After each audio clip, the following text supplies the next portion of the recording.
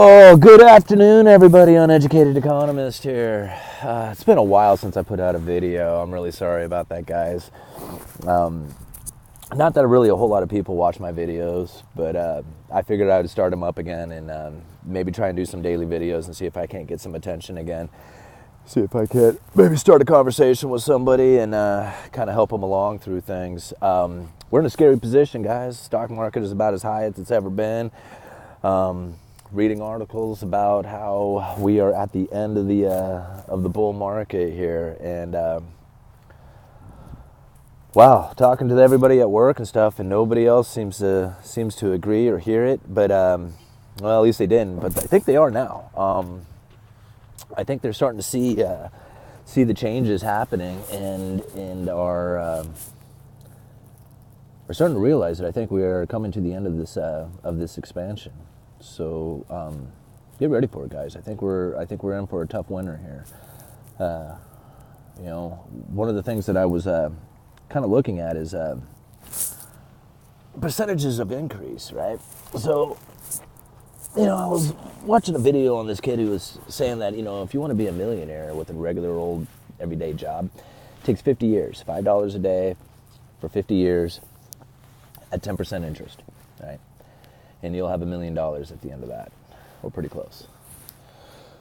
So just kind of thinking of that 10% interest, the math works out that if something grows at 10% interest a year, it'll double itself every 7 years. So if anybody's expecting this stock market to continue at a 10% interest rate growth, in 7 years you'll see the Dow at 52,000, and then in 14 years you'll see it at 104. That is a very scary scenario. That is like hyperinflation kind of scenario. What is most likely going to happen is that you're going to see a pullback in the Dow of like a retracement of around 50%, I'm guessing. I'm just picking a number out, which would see you drop down to about 13. And then if you go from the 10% after that, where you're doubling every 7 years, you're looking at going from 13 to 26 to 52. Right, which is a heck of a lot better than, say, 104. Anyway,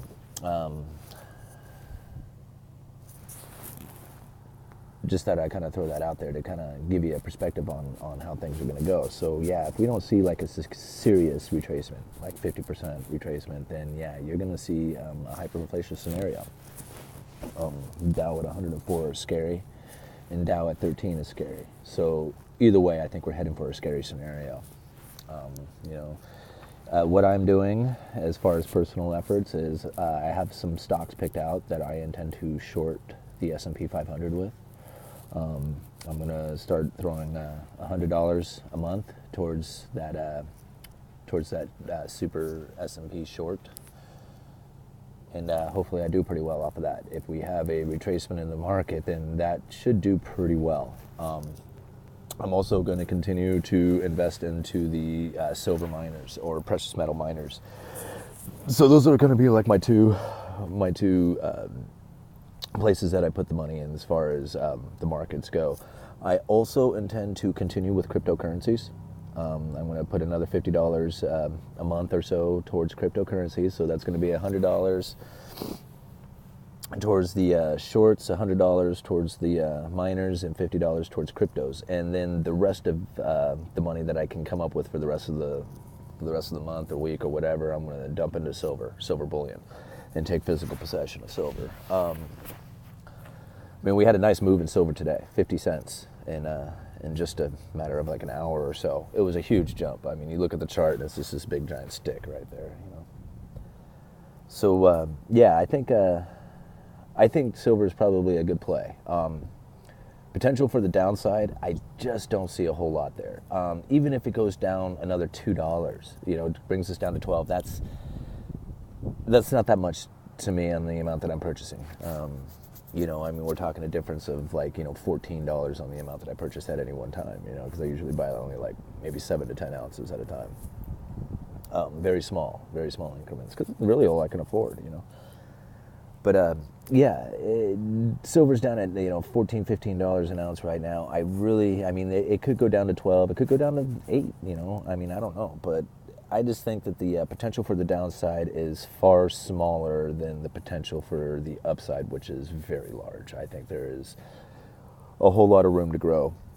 Kind of going back to that scenario with the Dow where it goes from 13 to 26 to 52. If you kind of did the same thing with silver and it went from 14 to 28 to 56, I mean, 56, that's barely cresting its all-time high. I mean, what's more likely, that the Dow is going to go to 104 or 52 or whatever the hell it's going to go to, or is silver going to reach its all-time high again of $50?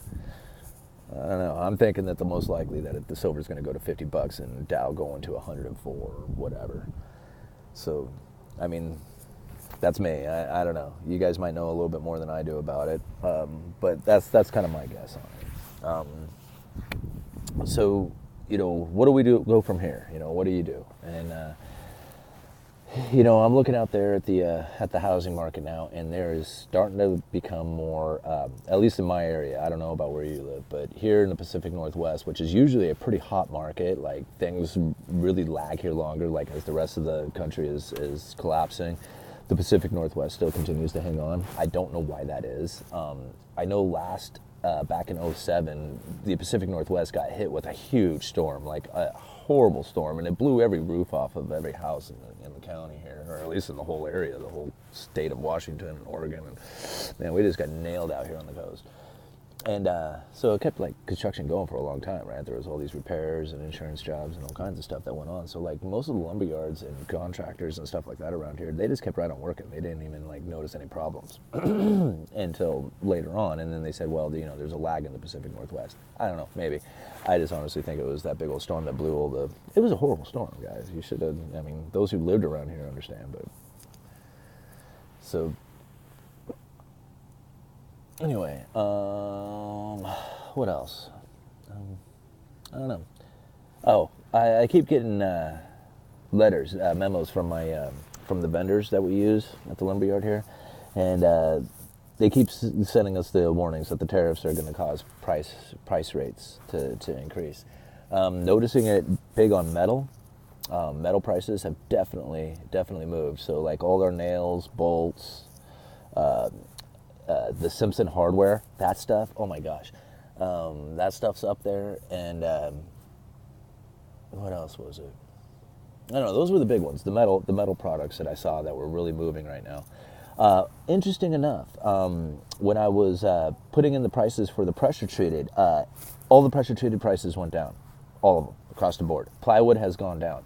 And so what it's telling me is that even though we had that big hurricane going on over on the East Coast, we do not have as much framing going on as we used to. And the prices of that stuff is going to start to drop. It's kind of interesting. At the same time, we got like these tariffs on cedar coming out of Canada. So the cedar prices aren't going to drop, but the framing lumber is. The stuff that's actually produced here in America, those prices are dropping down. There's just not as many people, supply and demand, right? So that's kind of what I noticed in the building supply industry anyway, is that the prices are starting to drop. We are not doing as much business. There's not as much houses. There's a lot of houses being built, but not as many foundations going in, which is where you really want to look to see what the future is going to entitle. So if you got a lot of foundations going in, then you're going to have a lot of framing to sell. But if there's no foundations, there's no framing, right? So anyway, that's one of the things I see there. What else do we got? Oh, the new messaging app. Gosh, what the hell is that called? Ah, crap. I'll try and find a link for it, put it in the video. But anyway, there's a new messaging app there. Charlie Lee tweeted about it yesterday, so I went and checked it out. And sure enough, you can send Litecoin and Bitcoin and Dash via your messenger, your SMS messenger. So just like your regular text messaging that you use on your phone. Even if you have like a shitty phone that you can barely get a Wi-Fi connection on or whatever, it still works. You can send Litecoin to them. So anyway, I got everybody at work. I made them text that number to get started with it, and I sent them $1 worth of Litecoin. So now everybody around me has $1 worth of Litecoin in their messaging service, which is really easy to use, surprisingly. So anyway, that was pretty interesting. Good for mainstream adoption. See you guys later.